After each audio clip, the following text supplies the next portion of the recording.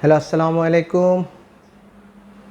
প্রিয় এইচএসসি শিক্ষার্থী ভাই বোনেরা, প্রীতি ও শুভেচ্ছা নিও। আজ আমরা কুমিল্লা বোর্ড 2025 রসায়ন প্রথম পত্রের সিকিউ অংশে, সৃজনশীল অংশে 4 নম্বর যেই গাণিতিক সমস্যাটা এসেছিল, একটু জটিল একটু সমস্যা, আমরা সেই গাণিতিক সমস্যা নিয়ে হাজির হয়েছি। অর্থাৎ আমরা 4 নম্বর যে সিকিউটা পুরোটাই সলভ করে দিব, ক খ গ গ হ। আমরা পর্যায়ক্রমে সবগুলোই সলভ করে দেব ইনশাআল্লাহ। ধারাবাহিকভাবে সবগুলো প্রশ্ন আমরা সলভ করে দেওয়ার চেষ্টা করব। আমরা একটু দেখি প্রশ্নটাতে কি বলা আছে। এখানে পাত্র এ এবং পাত্র বি দুটো পাত্র রাখা আছে এবং সি পাত্রে এই এ এবং বি পাত্রকে মিশ্রিত করা হয়েছে। এ পাত্রের আয়তন আছে 10 মিলিলিটার হাইড্রোক্লোরিক অ্যাসিড এটা, এবং এটার পিএইচটা দেওয়া আছে 2। বি পাত্রে বলা আছে 20 মিলিলিটার 0.002 মোলার, অর্থাৎ মোল পার লিটার। এটা হচ্ছে এখানে একটা জৈব দুর্বল অ্যাসিড দেওয়া আছে CH3COOH, অ্যাসিটিক অ্যাসিড অথবা ইথানোয়িক অ্যাসিড। এ দুটির মিশ্রণের মাধ্যমে পাত্র সি এ, যেহেতু দুটোই অ্যাসিড, একটা হচ্ছে তীব্র অ্যাসিড, একটা হচ্ছে মৃদু অ্যাসিড বা দুর্বল অ্যাসিড, এ দুটো অ্যাসিডকে মিশ্রিত করার পর সেখানে H+ আয়নের যে ঘনমাত্রা, সেই ঘনমাত্রা থেকে তার পিএইচ পাওয়া গেছে 2.46। এটা বলা আছে সি পাত্রে। এখন আমরা এর আলোকে, এই উদ্দীপকের আলোকে 4টি প্রশ্ন এখানে সলভ করব। আমরা একটু দীর্ঘ সময় নিয়ে ডিটেলস আলোচনা করব, এই জন্য আমরা জাস্ট একটি মাত্র প্রশ্ন নিয়েছি, যাতে এখান থেকে প্রশ্ন আসলে যে কোনোভাবে অ্যান্সার করা যায়। প্রথমে বলা আছে লবণ কাকে বলে? এক, উপশক্তি স্তর 7টি অরবিটাল ধারণ করে, ব্যাখ্যা করো। উদ্দীপকের জৈব অ্যাসিডটি ডাইমার হিসেবে থাকে কেন? এবং সি পাত্রের জৈব অ্যাসিডটির বিয়োজন মাত্রা নির্ণয় সম্ভব কিনা। ওকে, আমরা একটু রিকোয়েস্ট করব যারা আমাদের ক্লাসটা দেখবে একটু জুম করে নিয়ে, যাতে একটু বড় করে দেখে, মাইক্রোস্কোপি না দেখে মাইক্রোস্কোপি যদি দেখে, তাহলে হয়তোবা আশা করি সুবিধা হবে দেখার জন্য। তো আমরা একটু সলভ করি। লবণ কাকে বলে? প্রথম যে প্রশ্নটা বলা আছে লবণ, কতে বলা আছে লবণ, সল্ট। আমরা জানি যে যেমন সোডিয়াম ক্লোরাইড একটা লবণ। এখন এটা তো সংজ্ঞা বা এটা একটা সংকেত, আমাকে বলা হয়েছে লবণ কাকে বলে, এতটুক। তো আমরা এটা লবণের পুরো সবই জানবো আজকে। লবণ কাকে বলে, লবণ কত প্রকার, কী কী লবণ হতে পারে, সবগুলোই আমরা জানব। তো সাধারণত যে সকল যৌগে একটি অম্লীয় এবং একটি ক্ষারীয় অংশ বিদ্যমান থাকে, তাকেই সাধারণত আমরা বলি লবণ। এবং এই লবণের প্রকৃতি কখনো সেটা প্রশম হয়, কখনো সেটা হচ্ছে অম্লীয় হয়, কখনো সেটা ক্ষারীয় হয়। এটার উপর ভিত্তি করে লবণকে আবার অনেকভাবে ভাগ করা যায়। আমরা সে লবণের ক্লাসিফিকেশনগুলো একটু দেখি কী কী হতে পারে। প্রথম হচ্ছে, যেমন একটু যদি বলি, এখন কথা হলো স্যার আমি কি এত কিছু লিখবো না, আমাকে শুধু লবণের সংখ্যাটা লিখলেই হবে 1 মার্কস, আর একটা দুইটা উদাহরণ দিলেই হবে। তা আমরা একটু ডিটেলস আলোচনা করি, যেহেতু লবণ আসছে। এখানে প্রথমে একটু শিখি অম্লীয় লবণ। অম্লীয় লবণ কাদেরকে বলা হয়? অর্থাৎ যে সকল লবণ জলীয় দ্রবণে H+ বা প্রোটন দিবে, তারাই অম্লীয় লবণ। একদম সহজ কথা যদি আমরা বলি, সোডিয়াম বাইকার্বনেট, এই লবণটার কথা যদি বলি, সোডিয়াম বাইকার্বনেট, এটা হচ্ছে একটা অম্লীয় লবণ। অথবা আমি বলতে পারি সোডিয়াম বাইসালফেট, সোডিয়াম বাইসালফেট। তাহলে কি হলো, কেন অম্লীয় হলো? আমি যদি সোডিয়াম বাইসালফেট লবণের মধ্যে পানি দিই, তাহলে সেটা বিয়োজিত হয়ে গিয়ে সেখান থেকে উৎপন্ন হয় সোডিয়াম প্লাস H+, দেন SO4 মাইনাস। তো সোডিয়াম তো ধনাত্মক আয়ন আর সালফেট ঋণাত্মক আয়ন, আর এই যে এই এসটা হচ্ছে আমার প্রোটন, H+কে আমরা প্রোটন বলবো। দেন পরবর্তীতে আছে সোডিয়াম বাইকার্বনেট, NaSCO3।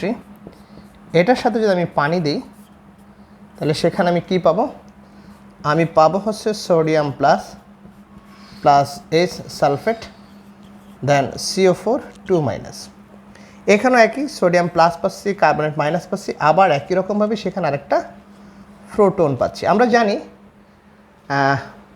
অ্যাসিড ক্ষারের যে মতবাদ সেখানে ব্রনস্টেড লাউরি মতবাদ আছে, লুইস ক্ষার লুইস অ্যাসিড মতবাদ আছে, আরহেনিয়াস মতবাদ আছে। তো ব্রনস্টেড লাউরি মতবাদ অনুসারে হচ্ছে যে সকল যৌগ জলীয় দ্রবণ H+ বা প্রোটন দেয় তারাই অ্যাসিড। যেহেতু এই লবণটা জলীয় দ্রবণ H+ বা প্রোটন দিয়েছে, সুতরাং এটা হচ্ছে আমার অম্লীয় লবণ। ওকে, তারপর আরেকটা জিনিস আমরা একটু দেখি। প্রথমেই এটা বলার দরকার ছিল, একটা আছে সাধারণ লবণ। তাহলে সাধারণ লবণ কোনটা? What is general salt? সাধারণ লবণ হচ্ছে আমার যেমন sodium chloride, potassium chloride, sodium sulphate, তারপর হচ্ছে magnesium sulphate, aluminium sulphate Al2SO4 এগুলি সব হচ্ছে আমার হলো সাধারণ লবণ। এই লবণগুলো হচ্ছে আমার মেনলি সাধারণ লবণ, অর্থাৎ এরা শুধুমাত্র একটা অম্লীয় পার্ট এবং একটা ক্ষারীয় পার্ট আছে। এদের মধ্যে একটা অম্লীয় পার্ট একটা ক্ষারীয় পার্ট আছে, এই কারণে এটা হলো আমার একটা সাধারণ লবণ। তারপরে আসি, আমরা অম্লীয় লবণ পড়লাম, এবার পড়ব ক্ষারীয় লবণ। ওকে, ক্ষারীয় লবণ একই রকমভাবে বোঝা যায়, যেহেতু অম্লীয় দ্রবণ জলীয় দ্রবণ H+ বা প্রোটন দিবে, এটা হচ্ছে আরহেনিয়াস মতবাদও বলতে পারি। ঠিক আরহেনিয়াসের মতবাদের যে আরেকটা কনসেপ্ট, জলীয় দ্রবণ যারা OH- আয়ন দেয় তারা হলো ক্ষার। ঠিক তদ্রূপভাবে যে সমস্ত লবণ জলীয় দ্রবণে হাইড্রোক্সিল আয়ন দিবে তারা হচ্ছে ক্ষার। যেমন একটা উদাহরণ যদি দেই, যেমন জিঙ্ক হাইড্রোক্সিল আয়ন, দেন ক্লোরিন, দেন হচ্ছে ম্যাগনেসিয়াম হাইড্রোক্সিল আয়ন, দেন ক্লোরিন। এই দুটো লবণ কিন্তু দুটোই লবণ। আমরা যদি দেখি, কারণ এইটার যোজনী হচ্ছে 2+, এটার -1 তাহলে এই দুটো মিলে এটা নিউট্রালাইজ করলো, তাহলে সংকেত লেখা ঠিক আছে। তাহলে অর্থাৎ ZnOHCl এটার সাথে যদি পানি দেওয়া হয় তাহলে সেটা বিয়োজিত হয়ে যাবে। বিয়োজিত হয়ে সেখান থেকে উৎপন্ন হবে Zn2+, দেন হাইড্রোক্সিল আয়ন মাইনাস, দেন ক্লোরিন হচ্ছে মাইনাস। এই যে একটা OH- আয়ন দিয়েছে, তাহলে যারা OH- আয়ন দেয় তারা হচ্ছে আমার ক্ষার, অর্থাৎ এই লবণটা ক্ষারীয় লবণ। একই রকমভাবে আমার ম্যাগনেসিয়াম হাইড্রোক্সাইড ক্লোরাইড, এই লবণটা যখন পানি দেওয়া হয় সেখানে সেটা বিয়োজিত হবে, হয়ে উৎপন্ন হবে ম্যাগনেসিয়াম 2+ প্লাস OH-, দেন হচ্ছে ক্লোরিন মাইনাস। তাহলে এই যে এখানে OH- দিল, তাহলে এটা হচ্ছে আমার একটা লবণ। এবং যেহেতু এটা জলীয় দ্রবণে হাইড্রোক্সিল আয়ন দেয়, সুতরাং আরহেনিয়াস মতবাদ অনুসারে আমি এটাকে ক্ষারীয় লবণ বলতে পারি। ওকে, তাহলে চলে গেল আমার আরেকটা। এরপর আসতেছি আমার দ্বিলবণ, খুবই গুরুত্বপূর্ণ। এখান থেকে প্রশ্ন আসবে, আমাদের অ্যাডমিশন টেস্টেও প্রশ্ন আসতে পারে, সুতরাং আমি একটু আলোচনা করে দিচ্ছি ডিটেলস। শুধু যে এটার জন্যই পড়তে হবে তা না, আমাদের জানা হোক, এটার পাশাপাশি জানা হোক, অনেক কিছু জানা হোক। দ্বিলবণ অর্থাৎ নাম থেকে বোঝা যাচ্ছে একটা লবণের মধ্যে দুইটা লবণ থাকবে, সেটাকে আমরা বলবো দ্বিলবণ। কারণ একটা কমন উদাহরণ হচ্ছে ফিটকিরি, অর্থাৎ potassium sulphate, aluminium sulphate into 24 অণু পানি।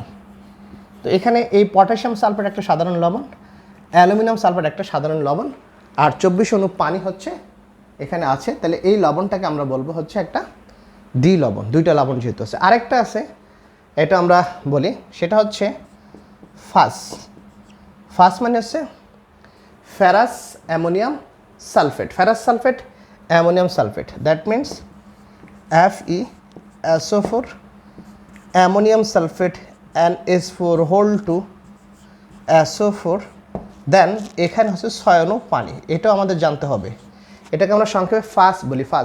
Ferrous sulphate ammonium sulphate into 6 অণু পানি। এটাকে আরেকটা নামে নাম করা যায়, এটাকে বলা হয় মোর লবণ বা মোর সল্ট। ওকে, মোর সল্ট, এটাকে বলা হয় মোর লবণ বা মোর সল্ট। তাহলে এটা আরেকটা নাম হলো ফাস। তাহলে দেখতে পাচ্ছি এখানে দুটো লবণ আছে, একটা হচ্ছে ফেরাস সালফেট আর একটা হচ্ছে অ্যামোনিয়াম সালফেট। দুইটা লবণ জেনারেল আর 6 অণু স্ফটিক পানি, এই জন্য এটাকে আমরা বলবো লবণ। ওকে, দেন আমরা আসতেছি জটিল লবণ। আমরা যেখানে লিগ্যান্ড পড়েছি, লিগ্যান্ডের ক্লাসিফিকেশন পড়েছি, জটিল যৌগ কীভাবে গঠিত হয় সেটাও পড়েছি। তাহলে এটা পড়বে এবার জটিল লবণ। খুব মনোযোগ দিয়ে জিনিসটা বুঝতে হবে। জটিল লবণটা কি? জটিল লবণ হচ্ছে যখন কোনো একটা লবণের মধ্যে আমার জটিল আয়ন চলে আসবে, তখন সেটার নাম হয়ে যাবে জটিল লবণ। যেমন CuNH3 দেন SO4, ঠিক আছে কিনা? বা যদি আমি Cl লিখতে চাই, ক্লোরিন যদি এইটাই আমি এভাবে লিখতে চাই, তাহলে বোঝা গেল যেহেতু এটার চার্জ হচ্ছে 2-, তাহলে এটার চার্জ হচ্ছে 2+। এখানে কপারটা হলো কেন্দ্রীয় মৌল, অ্যামোনিয়াটা হচ্ছে আমার লিগ্যান্ড, এটা হচ্ছে কোঅর্ডিনেশন সংখ্যা বা সন্নিবেশ সংখ্যা, আর এই থার্ড ব্র্যাকেট বলা হয় কোঅর্ডিনেশন স্পেয়ার। আমরা এগুলো জানি। তারপর একটু লিখে দিচ্ছি, এটাকে বলা হয় সেন্ট্রাল অ্যাটম, সেন্ট্রাল অ্যাটম বলা হয় এটাকে। অ্যামোনিয়া হচ্ছে লিগ্যান্ড, এটা হচ্ছে লিগ্যান্ড।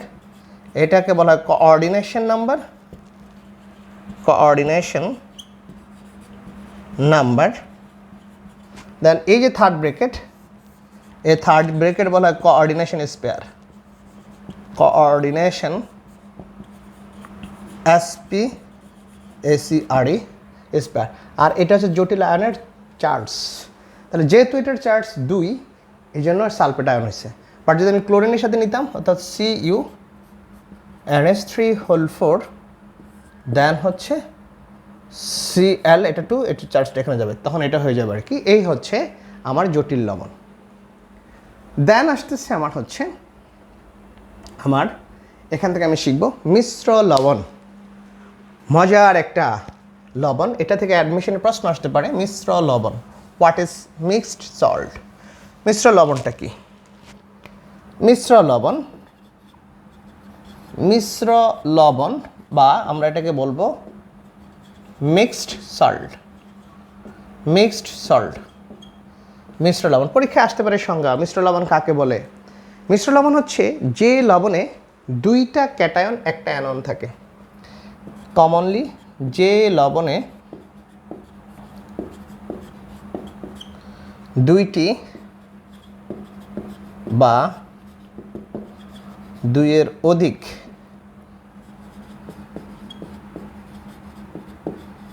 ক্যাটায়ন থাকে তাকে মিশ্র লবণ বলে। ওকে, এটা গুরুত্বপূর্ণ একটা সংজ্ঞা, কিন্তু এটা অ্যাডমিশনের জন্য খুবই খুব ইম্পর্টেন্ট। পরীক্ষা আসতে পারে নিম্নের কোনটি মিশ্র লবণ। তাহলে আমরা যদি দেই sodium potassium sulphate, sodium potassium rubidium, then হচ্ছে ফসফেট। মজার ব্যাপার, মনে রাখা একদম ইজি। যেহেতু এটার চার্জ হচ্ছে 2-, সালফার একটা অধাতু, এটা যোজনে 2, 4, 6 হয়, এই জন্য এখানে 2 দিলে তাকে ব্যালেন্স করবো পটাশিয়াম প্লাস সোডিয়াম প্লাস দিয়ে, তাহলে 2টা ক্যাটায়ন কিন্তু আমি পাচ্ছি। ফসফেটের এটা হচ্ছে 3-, তাহলে rubidium plus potassium plus sodium plus, তাহলে এখানে 3-এর অধিক পাইছি। 1টা 2টা 3টা ক্যাটায়ন, 3টা, আর এখানে ক্যাটায়ন হচ্ছে 2টো। তাহলে 2টা ক্যাটায়ন অথবা 3টা ক্যাটায়ন থাকবে, আর একটি মাত্র অ্যানায়ন থাকবে। এই ধরনের লবণকে আমরা বলবো মিশ্র লবণ। আশা করি এই ধরনের এই যে কয়টা লবণ আলোচনা করলাম, এর মধ্যে থেকেই যেভাবেই হোক, এর বাইরে কিছুই নেই, এগুলো পড়লেই হবে। এই লবণ থেকে একটা প্রশ্ন আসতে পারে, ঘুরে গেরা যেভাবেই যদি দেখ, আশা করি সবাই পারবে। ওকে, এবার আমরা চলে আসি আমাদের খতে বলা আছে F উপশক্তি স্তর 7টি অরবিটাল ধারণ করে ব্যাখ্যা করো। আমরা উপশক্তি স্তরটা সাবশেল, যেটা অরবিট অ্যান্ড অরবিটাল পড়েছি। তো সেখানে আমরা জানি যে একটা হচ্ছে, আমরা অরবিটালগুলোর নাম S P D F, এবং অ্যাজিমুথাল কোয়ান্টাম নাম্বার S এর জন্য 0, P এর জন্য 1, D এর জন্য হচ্ছে 2, আর F এর জন্য হচ্ছে 3। অর্থাৎ যখন L এর মান 3 হয়, তখন আমরা F উপশক্তি স্তর পেয়ে থাকি।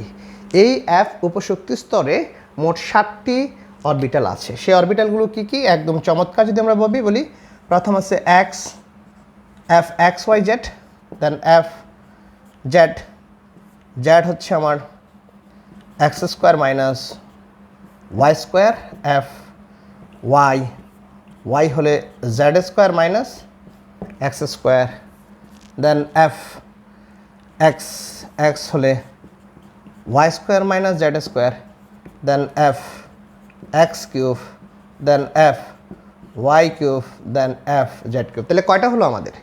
দ্যাট মিনস 1 2 3 4 5 6 7, এই 7টা কিন্তু অরবিটাল ধারণ করে। এই এতটুকু একটু বানায় বুনায় লিখলেই হয়ে গেল নিজের মতো করে সুন্দর করে দিয়ে, যে যখন আমার সহকারী কোয়ান্টাম সংখ্যা এল এর মান 3 হয় তখন এফ উপশক্তি স্তর পাওয়া যায়। এই উপশক্তি স্তরে মোট 7টি অরবিটাল পাওয়া যায়। এই 7টি অরবিটালের নামগুলো দিয়ে দিলেই হবে। এটার জ্যামিতিক এই স্ট্রাকচারটা এখন আমরা বিজ্ঞানীদের এখনও আবিষ্কৃত হয়নি, জাস্ট একটু কমপ্লেক্স টাইপের, এই জন্য আমরা এতটুকু দরকার নেই, আমরা জাস্ট খালি নামগুলো বলে দিব কি কি আছে। এই হলো আমাদের 2 এর অ্যান্সার বা ক্ষয়ের অ্যান্সার আমাদের হয়ে গেল। গতে বলেছে যে উদ্দীপকের জৈব অ্যাসিডটি ডাইমার হিসেবে থাকে কেন? ওকে, আমরা জানি ডাইমার হচ্ছে, আমরা জানি মনোমার, দুটো মনোমার পরস্পর যুক্ত হয়ে গঠিত হয় dimer. Okay, monomer plus monomer that's equal two গঠিত হয় ডাইমার। ওকে, তো আমরা প্রথমেই জানি একটা প্রশ্ন আসছে, অ্যালুমিনিয়াম ক্লোরাইডের সাথে অ্যালুমিনিয়াম ক্লোরাইড যখন যুক্ত করা হয় তখন সেখানে হয় অ্যালুমিনিয়াম AlCl6। অর্থাৎ এটা হলো মনোমার, এটা হচ্ছে ডাইমার। অর্থাৎ অ্যালুমিনিয়াম ক্লোরাইডকে কখনো এককভাবে পাওয়া যায় না, এটাকে দুটো অ্যালুমিনিয়াম ক্লোরাইড একত্রিতভাবে থাকে তখন এটা গঠিত হয় Al2Cl6। এই ঘটনাটাকে আমরা বলি ডাইমার। এখন প্রশ্নে বলা আছে উদ্দীপকের জৈব অ্যাসিডটি ডাইমার হিসেবে থাকে কেন? জৈব অ্যাসিড কি এখানে? Ethanoic acid. তো এখানে একটু বলে নেই মজার ব্যাপার, এই ডাইমারের একটা পিকুলিয়ার একটা বৈশিষ্ট্য আছে। তার মানে হলো, যেমন আমরা যদি বাস্তবে এখানে CH3CSS, এটা হচ্ছে একটা অ্যাসিটিক অ্যাসিড। এই অ্যাসিটিক অ্যাসিডকে যদি আমরা নেই তাহলে তার আণবিক ভর কত হবে? কার্বন 2টা, তাহলে 2 × 12, হাইড্রোজেন হচ্ছে 4, আর অক্সিজেন 16 দুগুণে 32, তাহলে 12 দুগুণে 24 যোগ 4 যোগ 32, আচ্ছা এখানে হচ্ছে 8 10 60 হচ্ছে এটার আণবিক ভর। কিন্তু আমরা যদি এক্সপেরিমেন্টালি যদি এই অ্যাসিটিক অ্যাসিডের আণবিক ভর বের করতে যাই তাহলে কিন্তু আমরা সেখানে পাবো হচ্ছে এটার দ্বিগুণ, অর্থাৎ 120 গ্রাম। এটা দ্বিগুণ পাওয়া যাবে। অর্থাৎ ডাইমারগুলো একটা এককভাবে থাকে না, দুটো একত্রে সংযুক্ত অবস্থায় থাকে, এই জন্য তাদের ভরটা বেড়ে যায়। কিন্তু জেনুইনলি বা যদি আমরা জাস্ট খালি দূর থেকে দেখি তাহলে ওই যে এখানে একটা অ্যাসিটিক অ্যাসিড আছে। আমাদের যখন ফর্মাল দ্রবণ তৈরি করি তখন এরা কিন্তু এই ধরনের যৌগগুলোর সাথে ফর্মাল দ্রবণ দিয়ে থাকে। তো আমরা একটু দেখি যে জৈব অ্যাসিডটি ডাইমার হিসেবে থাকে কেন। ওকে, এখানে যে যৌগটা একটু যদি অ্যানালাইসিস করি, এই হচ্ছে আমার অ্যাসিটিক অ্যাসিড বা ethanoic acid, CH3C double bond CO, দেন O বন্ড S। দেন আবার যদি একটু দেখি এখানে আমরা, ওকে, এই O বন্ড S, দেন C ডাবল বন্ড, দেন C বন্ড S। তো এখানে একটা হাইড্রোজেন আছে, এখানে একটা অক্সিজেন আছে, মনোযোগ দিয়ে বুঝতে হবে। তো এই অক্সিজেন, এই বন্ধনের জন্য এই অক্সিজেনের তড়িৎ ঋণাত্মকতা হচ্ছে আমার 3.5 আর হাইড্রোজেন হচ্ছে 2.1। তো এই যে OS যে বন্ধনটা, অর্থাৎ এই বন্ধনে হাইড্রোজেন অক্সিজেন হচ্ছে একটা তড়িৎ ঋণাত্মক মৌল আর হাইড্রোজেন হচ্ছে একটা কম তড়িৎ ঋণাত্মক মৌল। তো তাদের মধ্যে তড়িৎ ঋণাত্মকতার পার্থক্য আছে অনেক। পার্থক্য কত? দ্যাট ইজ 1.4, অনেক। অর্থাৎ এই তড়িৎ ঋণাত্মকতার পার্থক্য কিন্তু অনেক হওয়ার কারণে তাদের মধ্যে কি হয়, একটা পোলারায়ন সৃষ্টি হয়। এবং যেহেতু তার তড়িৎ ঋণাত্মকতা বেশি, সে যখন অন্য একটা মৌলের হাইড্রোজেনকে কাছে পায় সে তখন তার নিজের দিকে টানে। কারণ কি? টানার কারণ হচ্ছে তার ইলেকট্রোনেগেটিভিটি বা তড়িৎ ঋণাত্মকতা বেশি। তো দেখা যায় এই মৌলটা অন্য একটা মৌলের হাইড্রোজেনকে টানে। এই ধরনের যে হাইড্রোজেন বন্ধন, এটা হলো আমার hydrogen Bandhan, that means this is hydrogen bond. এই ধরনের হাইড্রোজেন বন্ধনকে আমরা বলি আন্তঃআণবিক হাইড্রোজেন বন্ধন। আবার যদি এই হাইড্রোজেন বন্ধনটা অর্থাৎ অক্সিজেনটা তার নিজের অর্থাৎ যেমন এইটাকে যদি টানতো, এই হাইড্রোজেনকে যদি টানতো, তাহলে তার একই যৌগের মধ্যে তার অণুকে সে টানছে, তখন এই ধরনের হাইড্রোজেন বন্ধনকে আমরা বলতাম অন্ত আণবিক। এটাকে আমরা তখন বলতাম অন্ত আণবিক। তাহলে এই আণবিক হাইড্রোজেন বন্ধনের কারণে তারা কি করে, জাস্ট যুগপৎভাবে থাকে, একটার সাথে আরেকটা বন্ধনে আবদ্ধ থাকে। এই কারণে বলা হয় যে আমাদের এখানে যে জৈব অ্যাসিডটি আছে সেটা ডাইমার হিসাবে থাকে। এভাবে আমরা একটু সাজিয়ে সুন্দর করে ব্যাখ্যা দিয়ে দিব। এইবার আসতেছে আমাদের যে কাঙ্ক্ষিত গহা নাম্বার, এটার জন্য আমরা আসলে মেনলি আজকে প্রবলেমটা নিয়েছি, একটু জটিল, অনেকে হয়তো বা জিনিসটা ভুল করে ফেলবে বা না বুঝে অনেকেই বিভিন্নভাবে এটা অ্যান্সার করবে। কী করে সার্চ করে যদি আমরা সঠিকভাবে সমাধানটা দিয়ে দিই তাহলে সবাই বুঝতে পারবে কার কার হয়েছে কার কার হয়নি। আসলে একটু ঝামেলার এটা ছিল, কারণ এখানে মিক্সার ছিল। কি মিক্সার? একটা হচ্ছে দুর্বল অ্যাসিড আর একটা হচ্ছে তীব্র অ্যাসিড বা মৃদু অ্যাসিড তীব্র অ্যাসিডের মিশ্রণ। আমরা সাধারণত যেটা জানি মিক্সারের ক্ষেত্রে S1V1 প্লাস S2V2 সমান S মিক্স V মিক্স হয়, সেই ক্ষেত্রে আমরা S মিক্সটা বের করতে পারি। বাট এখানে তো হচ্ছে একটা হচ্ছে দুর্বল অ্যাসিড আর একটা হচ্ছে শক্তিশালী অ্যাসিড। এই ক্ষেত্রে আমরা কিভাবে বের করব? দুর্বল অ্যাসিড এবং শক্তিশালী অ্যাসিডের জন্য আমরা একটু আসি। এখানে প্রথম ক্ষেত্রে যেটা, সেটার পিএইচ দেওয়া আছে। তাহলে পিএইচ দেওয়া থাকলে এটার S+ আয়নের ঘনমাত্রা দেওয়া নাই, এখানে S+ আয়নের ঘনমাত্রা দেওয়া আছে, আয়তন দেওয়া আছে। ওকে, তাহলে আমরা একটু দেখি। এখন এই দুটোকে মিশ্রিত করার পর এটা পাওয়া গেছে। সি পাত্রে তার কি দেওয়া আছে, পিএইচটা দেওয়া আছে। তাহলে আমরা প্রথমে দেখি এই পাত্রের জন্য আমরা একটু ডিটেলসটা যদি লিখি, এই পাত্রের জন্য পাই কি দেওয়া আছে, পিএইচ দেওয়া আছে। পিএইচ দেওয়া আছে কত, 2। তা আমরা জানি পিএইচ সমান কি, -log of S+ আয়ন। ওকে, তাহলে এখানে S+ আয়নটা কি হয়ে যাবে, S+ আয়নটা হয়ে যাবে 10⁻²⁻²m। এটা হচ্ছে S+ আয়নের ঘনমাত্রা। এখন আমি যদি এ পাত্রের টোটাল S+ আয়নের মোল সংখ্যা বের করি, অর্থাৎ N অফ S+ আয়ন, আমরা জানি নর্মাল সূত্র C সমান N/B, তাহলে N সমান C × B, অর্থাৎ আমি লিখতে পারি S+ আয়নের ঘনমাত্রা ইন্টু আয়তন, বাট আয়তনটা হবে লিটার এককে। তাহলে এই S+ আয়নের ঘনমাত্রা পাইলাম আমার 10⁻² ইন্টু V হচ্ছে 10, বাট এটাকে আমি নিয়ে নিতে হবে মিলি লিটারে, অর্থাৎ 1000 দিয়ে ভাগ করে দিব। তাহলে পাচ্ছি কত, দ্যাটস ইকুয়াল টু হচ্ছে এখানে এরকম 1 × 10⁻⁴, এটা হচ্ছে মোল। যেহেতু মোল সংখ্যা বের করছি এত মোল হবে 10², হ্যাঁ 10⁻⁴। তাহলে আমার এই পাত্রের যে মোল সংখ্যা সেটা পাইলাম 1 × 10⁻⁴ মোল। ওকে, এটা একটু লিখে রাখি, এটার মোল সংখ্যা 1 × 10⁻⁴ মোল হচ্ছে এটার মোল সংখ্যা। দেন সেকেন্ড স্টেপে আসি, অর্থাৎ বি পাত্রের জন্য আমরা কি পাচ্ছি। যদি কোনো ভুল না করে থাকি তাহলে বি পাত্রের জন্য আমরা একটু বের করি, দেখি বি পাত্রের জন্য কি পাবো। বি পাত্রের ক্ষেত্রে এখানে মোল সংখ্যা কি, অর্থাৎ এই যে আগে S+ আয়নের ঘনমাত্রা বের করি। S+ আয়নের ঘনমাত্রা কি হবে, আমরা জানি S+ আয়নের ঘনমাত্রা ছিল -log of S+ আয়ন। ওকে, এটা ছিল পিএইচ, বাট এখানে কি হবে, S+ এর আয়নের ঘনমাত্রা সেটা হবে আলফা ইন্টু সি। যেহেতু এটা একটা দুর্বল অ্যাসিড বা এটা একটা মৃদু অ্যাসিড, আলফাকে বলছে এটাই হচ্ছে আমার বিয়োজন মাত্রা। এই বিয়োজন মাত্রাই কিন্তু আমি বের করব, এই বিয়োজন মাত্রাটাই কিন্তু আমি বের করব। তাহলে এখন আমরা একটু দেখি তো এই বিয়োজন মাত্রা থেকে তার মোল সংখ্যা কত। তাহলে C সমান N/B আগের মতো। তাহলে N of S+ ion, that is C, অর্থাৎ S+ ion into V of litre, V দেওয়া আছে মানটা। তাহলে S+ আয়নটা পাচ্ছি alpha into C, plus VL হচ্ছে আমার এখানে কত, 20/1000, আমার লিটারে নিতে হবে। দেন আলফা ইন্টু সি, সি হচ্ছে আমার ঘনমাত্রা।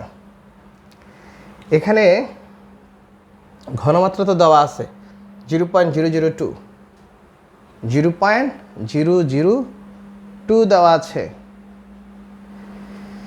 হ্যাঁ লিখে দিই, সমস্যা কি, সির মান তো দেওয়া আছে আমার। ওকে, 0.002 ইন্টু এটা কাটলে 0.02 নাকি 2/100 কত হয়? 2 ভাগ হচ্ছে আমার 100 সমান 0.02 ইন্টু হচ্ছে 0.002, দ্যাটস ইকুয়াল টু হচ্ছে, আমি যদি লিখি এটা হচ্ছে 4 ইন্টু 10⁻⁻⁴ মোল, এটা পাচ্ছি আমরা। ও সাথে আলফা আছে, এই আলফাই তো আমরা বের করবো, এটা আলফা, এই আলফাটা তো বাদ দেওয়া যাবে না, এটাই তো আমরা বের করবো, দ্যাট মিনস এত মোল। যদি আমি কোথাও ভুল না করে থাকি, এটা হচ্ছে আমাদের জন্য ফাইনাল, যে এখানে n+h এর যে ভ্যালুটা সেটা কত আসছে আমরা পেয়ে গেলাম, এটার টোটাল ভ্যালুটা কত, এটা আমরা একটু লিখে রাখি। সেটা হচ্ছে এই পাত্রের জন্য লিখে রাখি, অর্থাৎ 4 × 10⁻⁻5 আলফা মোল, এ দুটো আমার লাগবে। তাহলে এ পাত্রের টোটাল মোল সংখ্যা কত, বি পাত্রের টোটাল মোল সংখ্যা কত, আমি সেটা পেয়ে গিয়েছি। এখন আমি যেটা বের করব সেটা হচ্ছে সি পাত্রের মোল সংখ্যাটা কত, এটা বের করব। সি পাত্রের মোল সংখ্যা, আমার তো মোল সংখ্যা দেওয়া নাই। ওকে, এটা গহ, তাহলে সি পাত্রের ক্ষেত্রে পাই, এখানে দেওয়া আছে পিএইচ সমান 2.46, তাহলে পিএইচটাকে কি লিখব, minus log of S plus ion সমান 2.46, और এস প্লাস আয়ন সমান কি হবে 10⁻⁻2.46, এটা আমরা বের করব। ওকে, তাইলে 10⁻⁻2.46 10⁻⁻2.46 ইকুয়াল টু, যদি সব কিছু ঠিকঠাক থাকে সেটা হচ্ছে এরকম দেওয়া আছে 3.467 ইন্টু 10⁻³ ঘনমাত্রার একক এম। এটা হচ্ছে আমার এই সি পাত্রের কি, এটা ঘনমাত্রা, এস প্লাস আয়নের ঘনমাত্রা। তাহলে মোল সংখ্যা কত আছে, মোল সংখ্যা আমরা বের করি N of S plus ion, যেটা হলো মিক্সার অর্থাৎ সি পাত্রের। তাহলে আমরা জানি ঘনমাত্রা সি সমান যদি n/v হয়, তাহলে এই মোল সংখ্যা হচ্ছে ঘনমাত্রা ইন্টু আয়তন, অর্থাৎ এখানে S plus ion into V of millilitre. তাহলে এস প্লাস আয়ন তো আমরা পাইলাম কত, 3.467 ইন্টু 10⁻³ আর ভি কত, ভি মিলিলিটার। যেহেতু আমি এই পাত্র বি পাত্র দুটাকে একত্রে সি পাত্রে ঢেলে দিয়েছি, তাহলে এই সি পাত্রের আয়তন হবে 10 মিলিলিটার আর হবে 20 মিলিলিটার। তাহলে 10 + 20 ডিভাইডেড বাই হচ্ছে 1000। ওকে, তাহলে আমরা পাচ্ছি কত, 3.467 ইন্টু 10⁻³ এটা হচ্ছে 30 ভাগ হচ্ছে 1000। এটা যদি কেটে দিই তাহলে আমরা পাচ্ছি কত, 3.467 ইন্টু 3 ইন্টু 10⁻⁻5, কারণ 100কে উপরে নিয়ে গেলে এটা মাইনাস হয়ে যাবে। তাহলে এটা পাচ্ছি 3.467 ইন্টু 3 সমান হচ্ছে 10.401 ইন্টু 10⁻⁻5 এত মোল। এটা হচ্ছে 10.401, তাহলে লিখে রাখি, এটাতে পাইলাম 10.401 ইন্টু 10⁻⁻5, এটা হচ্ছে মিশ্রিত পাত্রের এস প্লাস আয়নের মোল সংখ্যা। ওকে, মিশ্রিত পাত্রের এস প্লাস আয়নের মোল সংখ্যা আমরা পেয়ে গেলাম হলো 10.401 ইন্টু 10⁻⁻5। এখন আমাকে বের করতে হবে যে আলফার মানটা। তো আমরা কি করব এবার, আমরা জানি যে সব কিছুরই তো একটা হিসাব আছে, যে চিনি মাপি আমরা কেজি দ্বারা, তারপরে আলু মাপি কেজি দ্বারা, অর্থাৎ কেজিটা হচ্ছে আমার এখানে স্ট্যান্ডার্ড। রসায়নের ক্ষেত্রে মৌলগুলো পরিমাপ করার একক হচ্ছে তার মোল সংখ্যা। সুতরাং সি পাত্রের টোটাল মোল সংখ্যা কত সেটা এ পাত্র এবং বি পাত্রের মোল সংখ্যার যোগফলের সমান হবে। এ কারণেই কিন্তু আমরা মোল সংখ্যা বের করেছি। সুতরাং আমরা যোগফল এইটার মানটা এই দুটার যোগফলের সমান এই ক্লু ধরেই আমরা কিন্তু এখানে আলফার মানটা বের করব। তাহলে আমরা লিখতে পারি প্রশ্ন মতে, আমাদের যেটা প্রশ্ন মতে লিখব, ওকে, প্রশ্ন মতে সি পাত্রের মোল সংখ্যা অর্থাৎ 10.401 ইন্টু 10⁻⁻5 সমান হচ্ছে 1 ইন্টু 10⁻⁻4 প্লাস হচ্ছে 4 ইন্টু 10⁻⁻5 ইন্টু আলফা। ওকে, তাহলে আমরা এক জাতীয় করার চেষ্টা করি। যদি আমি এখানে 4 বানাতে চাই 4, তাহলে এটা কি হবে? 4 বানালে 10 দিয়ে এটাকে ভাগ করে দিব, অর্থাৎ 1.0401 ইন্টু 10⁻⁻4 1 ইন্টু 10⁻⁻4 প্লাস হচ্ছে 10 দিয়ে ভাগ, অর্থাৎ 0.4 ইন্টু 10⁻⁻4 আলফা। তাহলে আমি একটা কাজ করি, এই যেখানে 10⁻⁻4 10⁻⁻4 10⁻⁻4 উভয় থেকে ক্যান্সেল আউট হয়ে গেল। তাহলে আমি লিখতে পারি 0.4 alpha that's equal to 1.0401 minus হবে 1। তাহলে বিয়োগ করলে পাবো কত? 0.401, যেহেতু এখানে কেটে দিলাম। তাহলে আলফাটা কত হবে? 0.401 divided by 0.4, therefore alpha equal to what? Okay, 0.401 ভাগ হচ্ছে 0.4 ইকুয়াল টু হচ্ছে 1.0025 1.0025 পেয়েছি, 1.0025। This is the final answer of গহ। সি পাত্রের জৈব অ্যাসিডের বিয়োজন মাত্রা নির্ণয় করা সম্ভব কিনা। আশা করি এই প্রশ্নটা সবাই বুঝতে পেরেছে। একটু কমপ্লিকেটেড ছিল যে আসলে কিভাবে করব, কারণ একটা হচ্ছে জৈব অ্যাসিড, একটা হচ্ছে অজৈব অ্যাসিড, দুটার মিক্সার দিয়ে তারপরে পিএস বলছে। এখানে আরেকটা কথা বলে রাখি, আমরা যখন এটার পিএস বের করেছি, কথাটা না বললে একটা অসম্পূর্ণ থেকে যায়। এখানে পিএসটা যখন আমরা বের করেছি তখন এটাকে লিখছিলাম কি, PS is equal to minus log of S plus ion. তো এটা তো আমার তীব্র অ্যাসিডের জন্য এই সূত্র, কিন্তু মৃদু অ্যাসিড হলে সেক্ষেত্রে তো আমরা এস প্লাস আয়ন কিন্তু এরকম লেখার কথা ছিল, minus log of alpha into C. এটা তো লিখলাম না, কারণ এটা তো মিক্সার, মনে রাখতে হবে। সি পাত্রটা হচ্ছে একটা তীব্র অ্যাসিড এবং একটা দুর্বল অ্যাসিডের মিশ্রণ। তো যখন মিশ্রিত করা হয় তখন সাধারণত ওই দুর্বলটা শক্তিশালীর মতো হয়ে যায়, অর্থাৎ তখন আমরা কাউন্ট করি যে এটাও পুরোটাই শক্তিশালী হিসাবে এখানে আছে। এই কারণে শক্তিশালী অ্যাসিডের হিসাবটাই আমরা এখানে করব, দুর্বল অ্যাসিডের হিসাবটা আর করবো না। এই জন্য মিশ্রিত অবস্থায় যে পিএসটা সেখানে আলফা সি লেখার কোনো দরকার নাই, এটা টোটালটাই শক্তিশালী ধরে আমাকে অঙ্কটা সলভ করতে হবে। সুতরাং এখানে আলফার মান হচ্ছে 1.0025, এটা হচ্ছে আমার ফাইনাল অ্যান্সার। আশা করি আমাদের আজকের যে প্রবলেমটা আমরা বুঝলাম, সবাই এটা অনেকটাই বোধগম্য হয়েছে। আমরা পরবর্তীতে আরও বোর্ড কোশ্চেন অর্থাৎ রিসেন্ট 2025 সালে যে প্রশ্নগুলি, এগুলো পর্যায়ক্রমে আমরা সলভ দিব। সবাইকে আমরা একটু রিকোয়েস্ট করবো আমাদের ক্লাসগুলো যাতে দেখে আমাদেরকে আরও উৎসাহিত করে এবং কমেন্টস করে লাইক শেয়ার দেয়, তাহলে আমরা আরও বেশি অনুপ্রাণিত হই, আরও ক্লাস দিতে পারবো। আমরা ক্লাসটা এখানে সমাপ্ত করছি। আল্লাহ হাফিজ।